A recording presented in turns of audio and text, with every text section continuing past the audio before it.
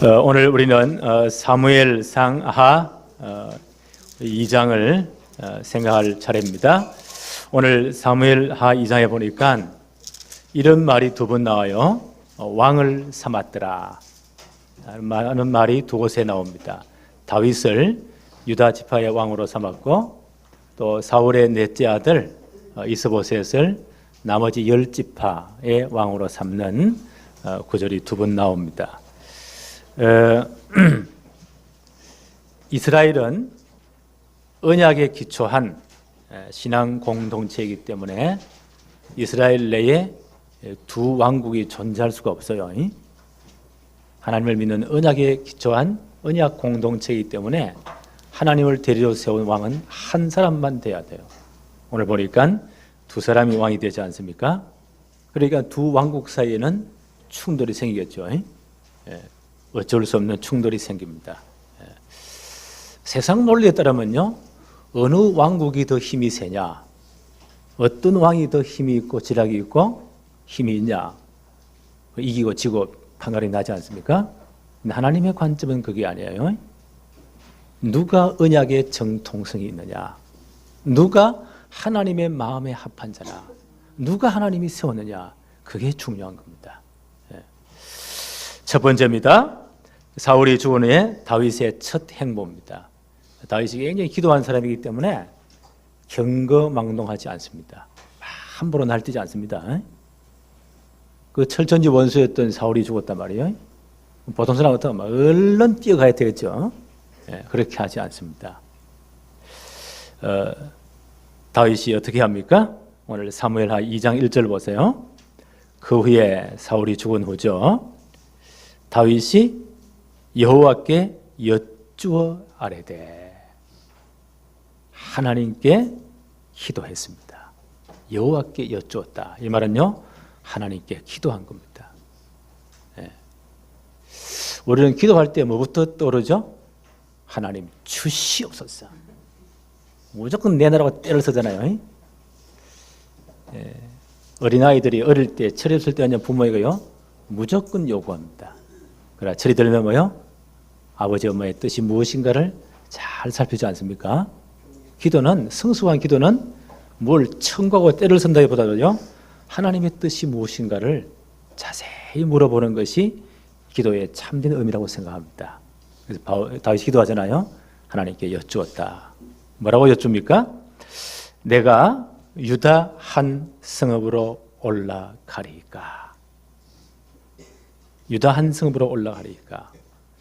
아마 이 다윗은 하나님의 뜻을 이미 알고 있습니다. 반드시 유다 지파에서 이스라엘 왕이 나와야 되고요, 유다 지파에 이스라엘 나라의 수도가 세워져야 되고, 그 중심으로 하나님 나라의 왕국이 세워져야 돼요. 유다 지파로 올라가리이까. 하나님의 계획과 뜻을 이미 알고 있는 것 같습니다. 요한일서 5장 14절 15절에 뭐라고 말씀하십니까? 그를 향하여 우리가 가진 바 담대한 것이 이것이다. 그의 뜻대로 무엇을 구하면 들으심이라. 하나님의 뜻을 붙잡고 기도해야 돼요. 우리가 무엇이든지 구하는 바를 들으시는 줄을 안즉 우리가 그에게 구한 그것을 얻은 줄을 또한 아느니라. 우리 기도할 때 가장 중요한 것이 하나님의 뜻이 무엇인가를 찾는 겁니다. 그래서 우리가 말씀도 묵상하고 말씀도 듣지 않습니까? 또 포럼도 해보기도 하고, 또 신앙의 선배들에게 물어보기도 하고, 그러지 않습니까? 왜 그럽니까? 하나님의 뜻이 무엇인가를 찾기 위해서입니다. 하나님의 가장 귀한 뜻은요, 말씀 가운데 다 있습니다. 예배 가운데 가장 중요한 시간이 저는 말씀 선포의 시간이다. 메시지는 뭐라고요? 내 인생이다. 이 말씀 가운데 하나님의 정말 뜻, 하나님의 계획을 다 발견해내야 돼요. 다윗이 이미 하나님의 뜻을 알고 있습니다. 유다 지파의 한 성읍으로 올라가리이까. 아마 다윗이 하나님의 시간표를 물은 것 같아요. 이때가 하나님의 때가 정말 맞습니까? 하나님의 시간표가 맞습니까? 그것을 질문합니다. 그리고 다윗은 또한 하나님의 계획품이 알았을 뿐 아니라 자신의 정체성, 자기가 누구인가도 알았습니다. 이미 15살 때 대선지자 대제사장 사무엘이 와서 기름 부었잖아요. 그때 중요한 메시지를 주지 않습니까? 그때 사울왕은 이미 하나님이 버려버렸거든요. 사울왕을 버렸다. 그리고 내가 에브라임 지파를 버렸다. 요셉 지파를 버렸다. 왜냐하면 에브라임의 아들, 요셉의 아들 에브라임 강력한 지파였어요. 그 실로에 뭐가 있었다고요? 하나님의 성막이 있었어요. 여호수아 어느 지파 출신이에요? 에브라임 지파 출신이에요. 그러니까 가나안 정복 이후에 하나님이 가장 귀하게 여기시는 성막을 어디 두었을까요? 자기 지파 안에 실로에. 그러면 에브라임 지파는 굉장한 영광입니다. 그런데 후대들이 어떻게 했나요? 하나님의 성막에 전혀 관심이 없습니다. 심지어 사무엘 어릴 때는 어떤 일이 벌어집니까? 블레셋의 언약궤 빼앗기고 별의별 사건이 일어납니다. 그걸 어린 사무엘이 하늘을 가지고 봤단 말이에요. 그래서 다윗의 기름 부을 때 뭐라고 말합니까? 하나님이 그 지파들을 다 버렸다. 하나님은 유다 지파를 선택했다. 거기에 시온산에, 그게 오늘날 예루살렘이에요. 유다 지파 내에 있는 시온산에 하나님의 성전을 짓되 산에 높은 같이 하나님의 성전을 지으라고 말씀한다. 이것은 평민이 돈이 있다고 하는 건 아니에요. 왕이 되어야만이 왕권을 가지고 국책 사업으로 할 수가 있어요. 이 일을 위해서 너를 젖양을 지키는 가운데, 그때 다윗이 목동이었잖아요. 젖양을 지키는 가운데 양의 의뢰에서 너를 이스라엘의 목자로 하나님이 선택했다. 너는 앞으로 장차 왕이 될 것이다. 이 사명 때문이다. 지금부터 믿음과 실력을 키워라. 평생 메시지를 딱 준 겁니다. 우리말로 하면 평생 미션을 딱 준 거예요. 그래서 우리가 지금 우리 장로님 기도했잖아요. 렘넌트 성공시대를 만들자. 그 말은요, 어릴 때부터 제대로 평생 메시지와 미션을 딱 집어넣자 말이에요. 앞으로 곧 올 남북 통일 이후에 최고의 지도자를 만들어내자 말이에요. 이게 우리에게 중요한 하나님 주신 천명이요. 다윗은 이걸 딱 붙잡고 있잖아요. 15살 때 이 언약 딱 붙잡았습니다. 그리고 목동이기 때문에요, 할 일은 뭐 양 잘 지키는 거잖아요. 거기에 최선을 다한 겁니다. 양 한 마리 집어냈다. 그때 양을 지키기 위해서 기술이 뭡니까? 물맷돌, 돌멩이 던져가지고 이리 때나 사자가 올 때 정통을 맞아 기절시키다 죽이던가. 연습을 얼마나 열심히 했냐. 죽도록. 그 5년 동안 그 기술이 봤어요. 다윗이 만 20살 때 어떤 일이 벌어지죠? 골리앗을 한 방에 보내버립니다. 물맷돌을 가지고. 아무리 투구를 서고 완전 무장해도 눈은 비어있어 갑니까? 여기를 때린 겁니다. 단번에. 그리고 이락스타가 되잖아요. 전 이스라엘 여인들이 뭐라고 노래합니까? 사울이 죽인 자는 1000명이고 다윗이 죽인 자는 10,000명이로다. 10,000명이로다. 왕보다 인기가 10배나 더 높아버리네. 사울왕이 지금 또라이 기질 있잖아요. 완전 미쳐가지고 이 뚜껑이 열린 겁니다. 아이들 말로요. 그때부터 다윗을 죽이려고 10년을 집요하게 따라다닙니다. 다시 울면서 피해요. 나중에는 어떻게 해요? 블레셋의 망명까지 하잖아요. 그렇죠? 그게 지금 이 소식을 들은 겁니다. 하나님께 묻습니다. 기도합니다. 유다 한 성읍으로 올라가리까? 왜요? 자신이 왕이 되어야 되니까. 하나님 분명 계획을 알고 있잖아요. 하나님의 뜻을 알고 있잖아요. 지금이 이때입니까? 자신의 정체성을 알고 있잖아요. 하나님이 예선된 왕이잖아요. 야곱이 12아들을 축복할 때에 유다 지파랑에서 뭐라고 축복합니까? 창세기 49장 10절에 보니까 규는 왕호를 말해요. 유다를 떠나지 아니할 것이고 통치자의 지팡이가 그 발 사이에서 떠나지 아니할 것이다. 그 말은요, 유다 지파에서 왕이 난다는 말이에요. 다윗이 이걸 알고 있었습니다. 나는 예선된 왕이다. 이제 하나님의 시간표를 따라서 이때가 그때입니까? 라고 기도합니다. 그러면서요, 다윗이 계속 기도하죠. 여호와께 이르실 때 올라가라. 다윗이 이르되 어디로 가리까? 그런데 어디로 가야 됩니까? 하나님께 질문합니다. 그때 하나님 뭐라고 말씀하십니까? 너의 고향 베들레헴으로 가라. 그렇게 말씀하지 않고요, 헤브론으로 갈지니라. 헤브론으로 가라. 왜 헤브론으로 가야 되느냐? 오늘 그 이유를 잠깐 좀 살펴보십시다. 이 헤브론 지역은 굉장히 중요해요. 이스라엘 지도로 보면 유다 지파가 이스라엘 남쪽에 있어요. 그리고 남쪽 저 밑에 헤브론 그 지역은 아주 산악 지역입니다. 그 요새는 굉장한 요새입니다. 근데 헤브론은 굉장히 역사적인 의미가 있어요. 창세기 13장 18절에 보니까 하나님이 창세기 12장에 아브라함을 선택하시고 너의 고향 친척 아버지 떠나가지고 내가 너에게 지시할 땅으로 가라. 가나안 땅 가라. 왜요? 거기에 메시아 오시기 때문에.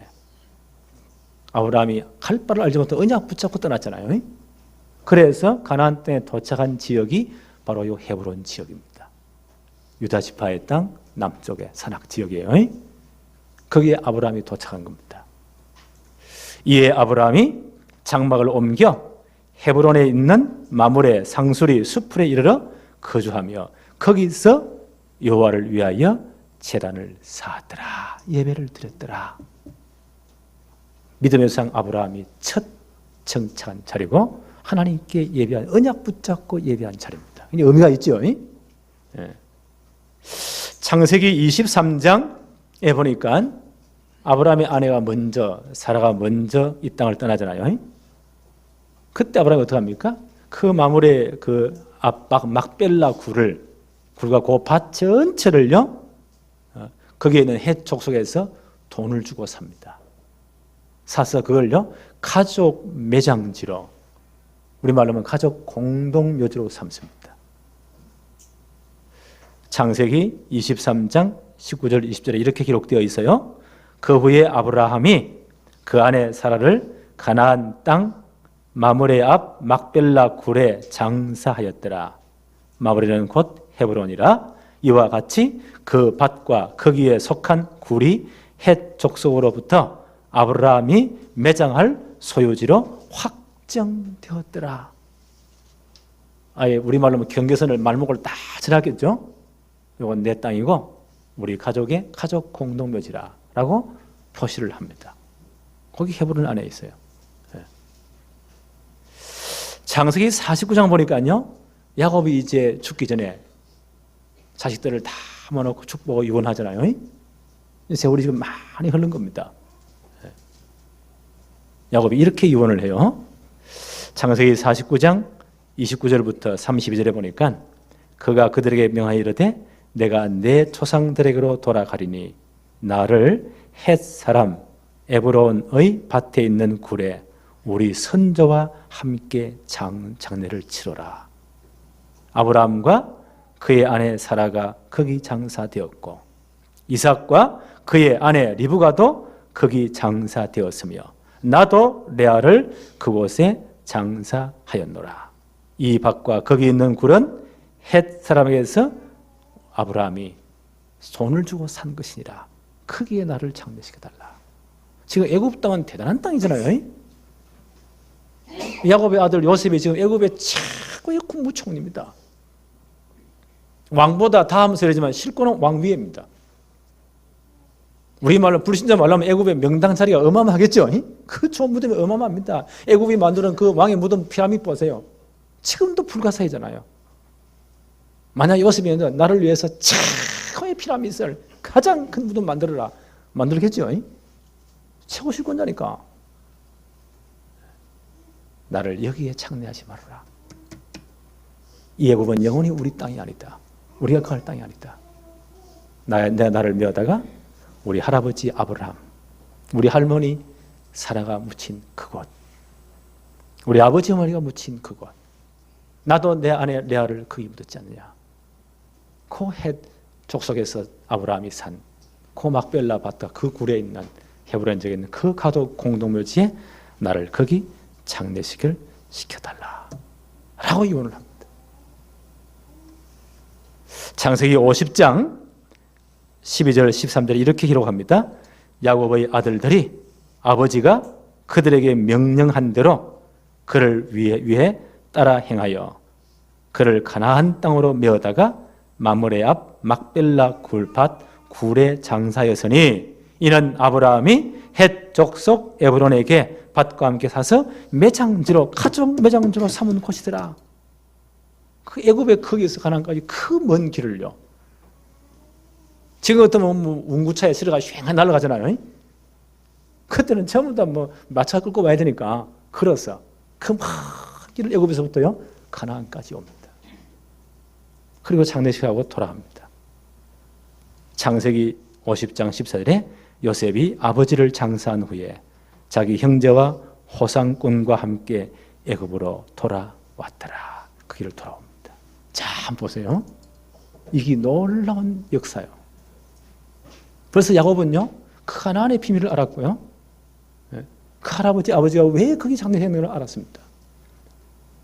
그 땅은 메시아가 올 땅입니다. 그리고 애굽에서 지금 아무리 잘 살아 폼 잡아도 이스라엘은 출애굽해야 되고 가나안 들어가야 돼요. 이미 이 양반은 벌써 출애굽하나 가나안에 들어간 모습을 봅니다. 그래서 그때 야곱의 12아들과 그 모든 족속들, 호상꾼들이 장례식을 진행하면서요 애굽에 출발해서 가나안까지 와봤잖아요. 그게 훗날 한 300년 후에 출애굽의 여정이 되는 겁니다. 놀랍죠? 저는 이거 보면서 야 이거는요 출애굽의 리허설이다. 리허설 아세요? 여행 연습. 이게 믿음의 조상들이에요. 그 신앙이에요. 성경은 이렇게 해석을 해요. 히브리 11장 13절에 보니까 이 사람들은 아브라함을 비롯해서 아브라함, 이삭, 야곱 이 사람들은 다 믿음을 따라 죽었으며 약속을 받지 못하였으되 그것을 멀리서 보고 환영했다. 메시아 오심을 멀리서 보고 환영했다. 구약시대 사람들은요 이 땅에 그리스도 오실 것이다 라고 환영했다는 거예요. 또 그 땅에서 외국인과 나그네의 힘을 정언하였다. 나그네로 살았다. 하나님 한평 그 땅을 허락지 않으세요. 근데 매장지를요 아브라함이 굳이 거기를 고집한 겁니다. 뭘 바라보면서요? 이 땅에 창세기 3장 15절의 주인공이신 그리스도 메시아 오실 것을 바라보면서 바로 이 땅에 오실 것이다. 그 믿음을 거기 심은 겁니다. 그래서 이 믿음의 조상들은요 자기의 뼈를 묻은 것이 아니고 믿음을 묻은 것입니다. 믿음을 심은 것입니다. 이분들은 우리와 습관이 비슷해서요 조상들의 믿음을 굉장히 소중히 여기는가 봐요. 거기에 마음이 두도록 후손들이 거기에 마음을 두도록 우리 풍습도 조상들 믿음에 1년에 한 번씩 뭐 합니까? 가지고 성묘하잖아요. 다 깎기도 하고 그 마음을 거기 둔다는 말이거든요. 후손들이 이 땅에 마음을 두도록. 왜요? 이 땅에 창세기 3장 15절의 주인공이신 그리스도 오셔야 되기 때문에. 그래야 복음이 완성돼요. 이 복음은 여기서부터 땅 끝까지 모든 족속에 전거돼야 돼요. 그것도 이들은 믿음을 심은 겁니다. 나는 야곱을 보면서요 젊을 때는 막 왔다 갔다 했지만 이분이 나이가 들수록 신앙이 완숙해집니다. 마침 막 이번에 어떻게 합니까? 나를 그곳에 묻어달라. 그게 헤브론입니다. 우리 할아버지가 믿음을 심은 그곳, 우리 아버지의 어머니가 믿음을 심은 그곳, 메시아 언약을 심었던 그곳, 나를 거기에 장례시켜달라. 그 모든 가족들이 보세요. 애굽을 출발해서 가나안까지, 헤브론까지 장례일이 왔다 갑니다. 그 길이 300년 후에 출애굽의 여정이 되는 겁니다. 자, 여기서 우리는 진짜 한번 정리하고 넘어갑시다. 내가 걸어온 내 인생이 우리 후대도 걸어봐야 돼요. 그렇죠? 내가 간 이 믿음의 여정을 우리 후손들도 걸어봐야 돼요. 어떤 삶을 사시겠어요?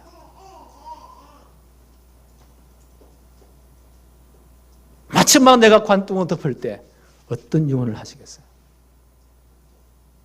오늘 심각한 이야기 좀 나오네요. 한 번쯤은 생각해 봐야 됩니다. 나는 세계보모를 놓고 오골 우리 구대를 놓고 어떤 삶을 살아야 되느냐. 이런 점에 야곱이 볼 때 진짜 이분이요 신앙이 참 완성한 거죠. 벌써 몇백 년 후를 다본 겁니다. 가나안 땅을 미리 가보게 한 겁니다. 리허설을 시킨 겁니다. 렘넌트 성공시대 왜 해야 됩니까? 바로 이 작업입니다. 이해하시겠어요? 나는 가끔 자기 전에요, 영호 선생님 그러잖아요. 가장 행복한 꿈을 꾸어라. 가장 행복한 미래를 상상해라.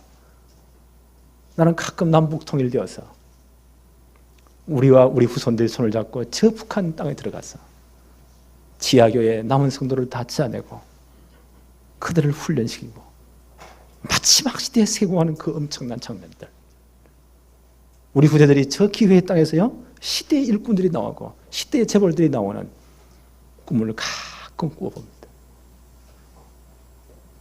하나님, 이 꿈이 이루어지게 하옵소서. 오늘부터 기도하십시다. 이게 믿음의 조상들의 그림이었습니다. 그 믿음이 심겨있는 자리가 헤브론이에요. 이해하시겠어요? 이게 이제 의미가 있는 땅이잖아요.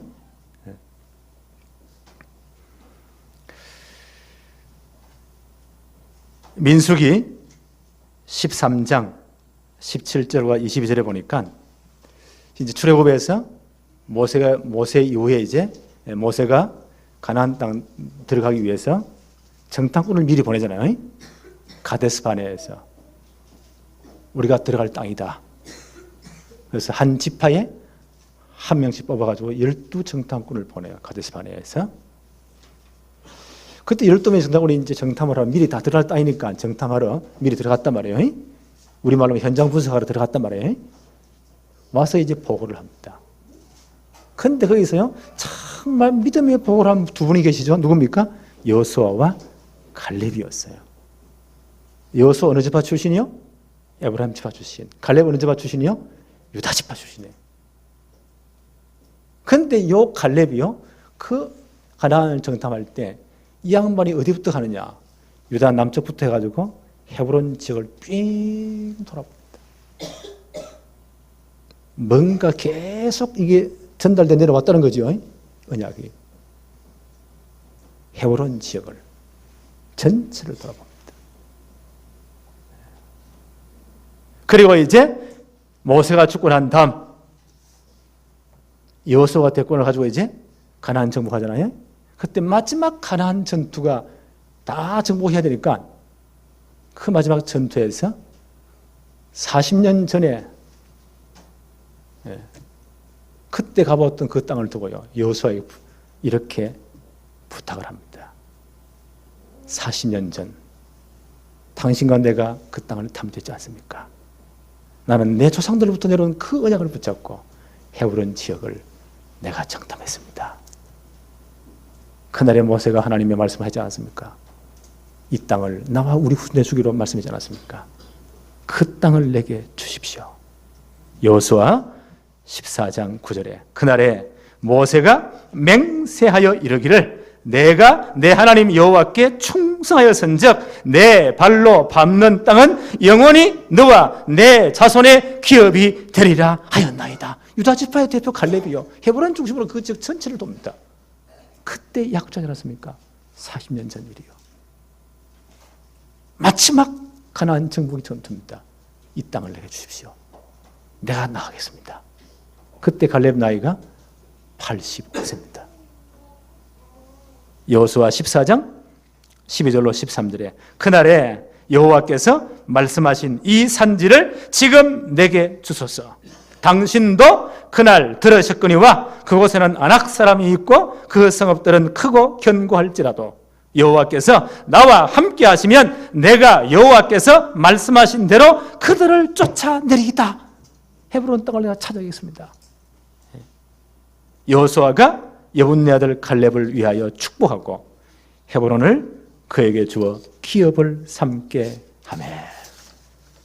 그래서 갈렙과 유다 지파가요, 그 지역 전체를 차지합니다. 땅을 분배할 때 그 헤브론을 중심으로 그 남쪽 저 일대가 유다 지파의 기업이 됩니다. 그 헤브론을 중심으로요, 위에 올라가면 예루살렘, 그 주의 전체 천년 뒤에 만왕에 있은 예수 그리스도가 구속사의 모든 사역을 진행한 사역의 무대가 헤브론 중심으로 되어집니다. 놀랍죠?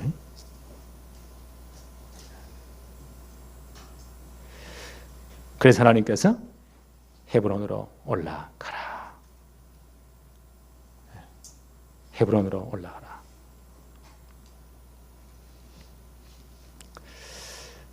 이 장 4절 한번 볼까요?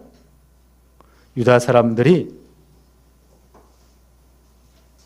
와서 거기서 다윗에게 기름을 부어 유다 족속의 왕으로 삼았더라. 하나님 헤브론으로 올라가라고 합니다. 유다 전 지파가 와서요, 다윗에 기름을 부어서 왕으로 삼습니다. 이것은 하나님께서 아브라함에게 세우신 언약을 계승한 왕의 정통성을 부여하는 겁니다. 요 헤브론에서 통일 왕국을 위해서 7년 6개월 동안요 실력을 키웁니다. 2장 11절을 볼까요? 다윗이 헤브론에서 유다 족속의 왕이 된 날수는 7년 6개월이었더라. 다윗이 40년 왕으로 이제 재위하거든요. 7년 6개월. 여기서 모든 실력을 다 키웁니다. 그 장소가 헤브론입니다. 또 반면에요, 지금 사울의 아들들이 꽤 있는데 아마 첫째, 둘째, 셋째는 그 마지막 블레셋과의 전면전 전투에서 아버지를 따라 다 나갔습니다. 꽤 똑똑한 사람들이겠죠. 아주 용장이었습니다. 근데 아버지와 아들 세 아들이 다 죽습니다. 그 전쟁에 참여 못한 아들이 있는데 그 사람이 누구냐? 이스보셋입니다. 이 양반이 이제 아주요 의용왕이 되는 거예요. 사무엘하 2장 8절 9절 한번 보세요. 사울의 군사령관 넬의 아들 아브넬이 이미 사울의 아들 이스보셋을 데리고 마하나임으로 건너가서 요단강 동편으로 건너가 버립니다. 건너가서 9절에 길르앗과 아술과 이스라엘과 에브라임과 베냐민과 온 이스라엘의 왕으로 삼았더라. 나머지 10지파의 왕으로 삼습니다. 10절에 사울의 아들 이스보셋이 이스라엘 왕이 될 때에 나이가 40세이며 2해 동안 왕위에 있으니라. 유다 족속은 다윗을 따른다. 2년 동안요 꼭두하시도록 하는 왕이 됩니다. 이 양반이 사울의 넷째 아들입니다. 그렇죠? 그런데 그 사울의 군대장 아브넬이요 다윗이 왕 될 거 분명히 이 양반 알고 있어요. 우리가 지난번 생각했잖아요. 사무엘상 24장에 다윗이 엔게디 광야에서 그때 사울 왕이 뭐죠? 3,000명 군사를 거느려 와가지고 다윗을 죽이러 옵니다. 그 다윗과 그 군사들이 어디로 피해갑니까? 굴 속으로 숨어 들어가잖아요. 깊이 들어갑니다. 그것도 모르고 사울 왕이요 너무 피곤하니까 이 양반이 이제 그때 약빛이 그 광야지기 얼마나 낮에 덥습니까? 굴 속에 들어가 막 늘어지게 한 낮잠을 주무신다 말이에요. 그때 다윗의 용장들이 뭐라고 말하죠? 단칼에 뵙시다. 다윗이 뭐라고 말합니까? 하나님의 기름 부은 종을 내가 건드리지 않겠다. 하나님의 주권이 있지 않느냐. 그러면서요 옷자락을 살짝 뺍니다. 사울이 잠이 깨어 나가잖아요. 멀찌감치 갑니다. 그때 뭐 고위병들 군대장관 옆에 다 호위했겠죠. 다윗이 가서 큰 소리로 말합니다. 아버지 사울이요. 이게 누구 겁니까? 본인이 자기 옷이 이만큼 비어져 나왔거든. 충분히 상황이 이해됐잖아요. 영적 문제인 사람들은 감동도 너무너무 잘 받아요. 눈물을 흘려서 내 아들아, 네가 내게 은혜를 베풀었구나. 내가 진짜 죽일 놈이다. 그러면서 이 양반이요 그 순간에 진짜 진심을 말해요. 사무엘상 24장 20절에 보니까 보라 나는 내가 반드시 왕이 될 것을 알고 이스라엘 나라가 내 손에 견고히 설 줄을 내가 안다. 사울도 이미 직감하고 있는 거예요. 하나님이 자기를 버렸다는 것을요. 하나님이 다윗을 예전에도 분명히 알고 있습니다. 이 양반이 그때 진심이 나오는 거예요. 그때 그 군대 장관 아브넬과 주위 사람 다 듣고 있잖아요. 그때 사울이 보세요. 눈물 흘리고 감동되고 하는 말이 내 아들아 보라 나는 내가 반드시 왕이 될 것을 알고 이스라엘 나라가 내 손에서 견고히 세워질 것이다. 라고 말했잖아요. 사울의 군대장 아브넬도요, 이 사실을 분명히 알고 있습니다. 근데 다윗에게 오지 않습니다. 사울의 아들 가운데 넷째, 아주 좀 모자란 사람, 이 사람을요, 의형으로 세워가지고 요단 동쪽에 건너가지고 마하나임에서 10지파 모아가지고 왕으로 세웁니다. 11장 15절 한번 볼까요? 그들이 일어나 그 수대로 나아가 베냐민과 사울의 아들 이스보셋을 편에 사무엘상 11장 15절에 죄송합니다. 11장 15절에 보니까 이 사울이 왕이 될 때에 어디서 왕이 됩니까?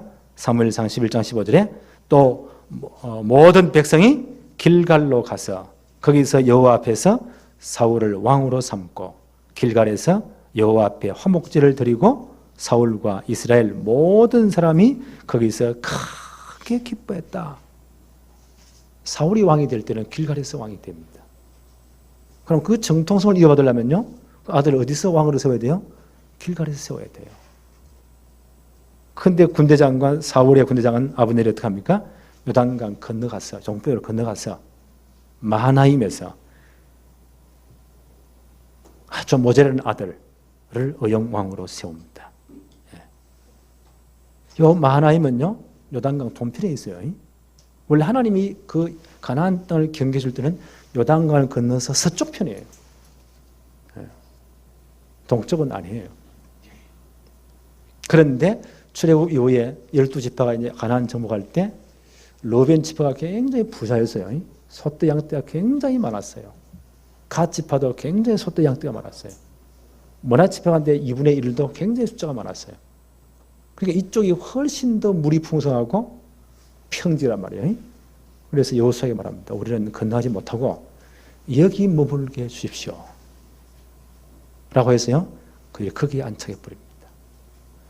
하나님 약속하신 언약의 땅에서 들어가지 않습니다. 참 안타깝지요. 그 축복의 본론에 들어가지 않습니다. 주리에 들어가지 않습니다. 중간에 쇠뿌립니다. 그 요단강 동편이 거기에 마하나임이 있는 거예요. 영적인 중요한 의미가 있습니다. 언약의 축복에서 이 줄기에서 떨어져 나가버린 겁니다. 거기서 이 사람을요, 사울 왕의 아들 가운데 제일 어리석은 놈 이스보셋을 의형 왕으로 세웁니다. 이 두 왕국 사이에는 늘 충돌이 있어. 하나님은 어떻게 하시죠? 다윗의 나라를 점점점 강성하게 하십니다. 사무엘하 2장 17절 한번 볼까요? 그날에 사움이 맹렬하더니 아브넬과 이스라엘 사람들이 다윗의 신복들 앞에서 패하니라. 이게 이 사건입니다. 기브온이라는 곳이 있거든요. 거기는 기브온 샘이 굉장한 큰 샘이에요.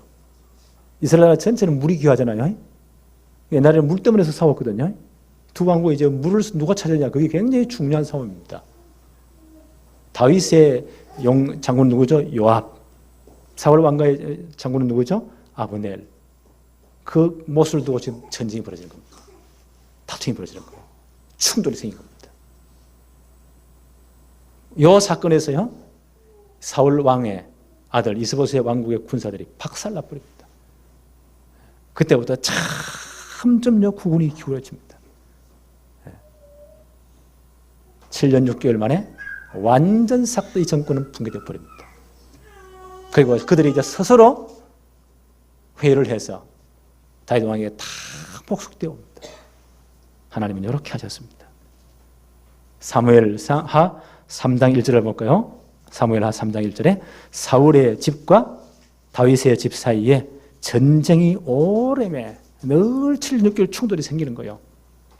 하나님은 어떻게 하셨죠? 다윗은 점점 강하여 가고 사울의 집은 점점 약하여 가니라.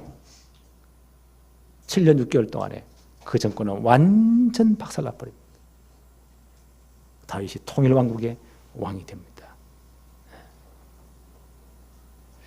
그래서 참된 하나님의 언약이 들어가면요, 불신앙은 다 무너지게 되어 있습니다. 이런 일이 성경에 꽤 있었죠. 창세기 36장 6절에 보니까 야곱이 이제 바단 아람 에삼 집에 피해 있다가 돌아오잖아요. 그때 에서가 어떻게 합니까? 야곱이 돌아오니까, 자기 아버지 집으로 돌아오니까, 가나안 돌아오니까 에서가 어떻게 합니까? 에서는 언약 밖의 사람이에요. 창세기 36장 6절에 에서가 자기 아내들과 자기 자녀들과 자기 집의 모든 사람과 자기의 가축과 자기의 모든 짐승과 자기가 가나안 땅에서 모은 모든 재물을 이끌고 그 동생 야곱을 떠나 다른 곳으로 가니라. 쫓겨납니다. 피해버립니다. 언약의 축복에서 쫓겨납니다. 갈라디아서 4장 30절에 보니까 그러나 성경이 무엇을 말하느냐, 여종과 그 여종을 쫓아내라. 그 무슨 말이요? 아브라함의 언약의 정통성이 없는 아들이 누굽니까? 여종을, 애굽 여자 하갈을 통해, 여종을 통해 낳은 아들이 이스마엘이에요. 그게 먼저 태어나서요. 그 다음 언약의 아들 이삭이 태어납니다. 그때 하나님 뭐라고 말씀하시죠? 언약 밖에 있는 자, 그 어머니와 함께 아이를 내어보내라. 내어보내라고 합니다. 불신앙을 내어보내라. 그러나 성경이 무엇을 말하느냐? 여종과 그 아들을 내쫓으라. 여종의 아들이 자유인의 여자의 아들과 더불어 유업을 얻지 못하리라 하였느니라. 그렇죠. 불신앙 신앙이 함께 공존할 수는 없어요. 그래서 내어보냅니다. 아브라함의 모든 유업을 누가 이어받습니까? 이삭이 이어받습니다. 이 나라 안에 두 왕국이 존재할 수는 없어요. 그렇죠? 언약의 정통성이 있는 하나님이 세우신 다윗이 왕이 돼야 돼요. 인간의 욕심으로요, 아브넬이 보세요. 그 의형왕을 세워가지고 자기 엄마 한번 해보겠다고요. 하나님은 참약하게 싹 다 밀어내버립니다. 7년 6개월 만에 다윗이 통일왕국의 왕이 됩니다. 그 나라는 하나님 최고 강성하게 만듭니다. 오늘도 우리 속에 이 두 싸움은 있어요. 그렇죠? 예수 믿고 나서도 우리 가운데 두 나라가 싸웁니다. 그렇죠? 정말 믿음에 속한 나, 아직까지 창세기 3장 영향 안에 있는 나, 이 두 나라가요, 내 속에서 늘 부딪힙니다. 우리 그거 인정해야 돼요. 예수 믿어서 완전 내가 성자가 됩니까? 하늘에 붕붕 떠다닙니까? 저와 전혀 상관없이 그러지 않습니다. 이 두 갈등이 내 속에 늘 있습니다. 구원받은 나, 하나님의 언약 속에, 하나님의 말씀 속에 있는 나, 그와 함께요, 또 한편에 내가 있어요. 창세기 3장 아래 영향 아래 있는 나, 이게 늘 충돌이 생깁니다. 그 믿음 좋은 바울도요, 이 갈등이 있은 겁니다. 이분이 이렇게 표현했어요. 로마서 7장 23절에 이렇게 말합니다. 내 지체 속에 한 다른 법이 내 마음의 법과 싸워 내 지체 속에 있는 죄의 법으로 나를 사로잡는 것을 보는도다. 이래가 이 두 싸움에서 다 바울이 가끔 집니다. 오호라 나는 곤고한 사람이로다. 이 사망의 몸에서 누가 나를 건져내랴. 이 갈등이 늘 되니까, 부딪힘이 되니까 누가 나를 건져내라. 결국은 믿음이 승리합니다. 바울이 뭐라고 고백하죠? 우리 주 예수 그리스도로 말미암아 하나님께 감사하리로다. 그런즉 내 자신이 마음으로는 하나님의 법을, 육신으로는 죄의 법을 섬긴다. 이 갈등은 늘 있습니다. 바울은 오라는 곤고한 사람입니다. 이 충돌이 생기는 겁니다. 어떻게 이걸 극복했죠? 로마서 8장 1절 2절에 그러므로 이제 그리스도 예수 안에 있는 자에게는 결코 정죄함이 없나니 이는 그리스도 예수 안에 있는 생명의 성령의 법이 죄와 사망의 법에서 너를 해방하였음이니라. 끝. 이 두 갈등은 늘 있어요. 그럼 우리는 결론을 알고 있습니다. 불신앙의 신앙을 이긴 적이 없습니다. 그렇죠? 하나님의 언약의 정통성에 있는 다윗이 세우시면 언약 가운데서는 자연적으로 도태되게 되어 있습니다. 그러나 그 충돌은 있었습니다. 예수 믿고 난 다음 나는 하나님의 백성 하나님 자녀가 되었습니다. 그렇죠? 내 안에 주님이 나의 주인 되었습니다. 내 모든 삶을 다스리십니다. 거기 갈라디아 2장 20절이에요. 그럼에도 불구하고 이 땅에 우리가 있기 때문에 우리 속에 또 다른 나가 있어요. 옛날 창세기 3장 그 문절에 있던 나가 있습니다. 이게 늘 충돌이 되는 거예요. 우리 안에 싸움이 있습니다. 영적 싸움이 있습니다. 어떻게 이걸 승리할 수 있죠? 바울이 선포합니다. 그러므로 이제 그리스도 예수 안에 있는 자에게는 결코 정죄함이 없다. 왜요? 생명의 성령의 법이 죄와 사망의 법에서 나를 완전히 해방시키셨다. 끝. 그래서 우리가 복음 충만해야 돼요. 예수 충만해야 돼요. 성령 충만해야 돼요. 그래서 복음에 깊은 뿌리를 내려야 됩니다. 그때 내 속에 창세기 3장에 모든 문제들이 빠져나오기 시작합니다. 다 물러가기 시작합니다. 그렇죠? 이번 한 주간 이 싸움에 완전 승리하시기를 바랍니다. 그리고 오늘 헤브론의 중요한 의미를 우리가 생각해서 믿음의 조상들의 그 중요한 언약 붙잡은 믿음들, 이번 주 한번 생각해 보십시다. 내가 갈 길을 우리 후대가 또 가야 돼요. 따라와야 돼요. 나는 어떤 믿음을 신겠는가? 어떤 신앙 발자취를 살아가야 되겠는가? 이번 한 주간 깊이 생각하면서 최고의 은혜 받는 축복의 주간 되어지기를 바랍니다. 하나님 아버지 감사합니다. 오늘 다윗 왕국이 세워지는 과정들을 보면서 우리 속에 하나님의 나라가 확장되며 하나님의 나라가 우리 심령 가운데 우리 모든 현장에 이루어져야 되겠는데 이런 갈등들이 늘 있음을 우리는 고백합니다. 이제 우리가 정말 복음으로 충만하게 하옵소서. 복음의 뿌리를 완전히 내리게 하옵소서. 성령 충만하도록 역사하여 주옵시며 이 모든 영적 싸움에서 승리하도록 하나님이 복을 내려 주옵소서. 오늘 헤브론의 중요한 의미를 생각해 보았습니다. 믿음의 조상들의 그 믿음들을 우리는 보았습니다. 우리가 걸어간 이 길을 또 우리 후대들의 언약 붙잡고 걸어와야 되는데 하나님 앞에서 역사 앞에서 우리 후대 앞에서 오고 올 우리 후대를 두고 이 땅 위에 어떠한 믿음의 발자취를 남겨야 하는지 우리가 이번 한 주간 깊이 생각하며 하나님 앞에 결단하고 우리의 삶의 중요한 갱신의 시간이 있도록 하나님이 역사하여 주옵소서. 한 주간 완전 승리하게 하옵소서. 예수님의 이름으로 기도합니다. 아멘.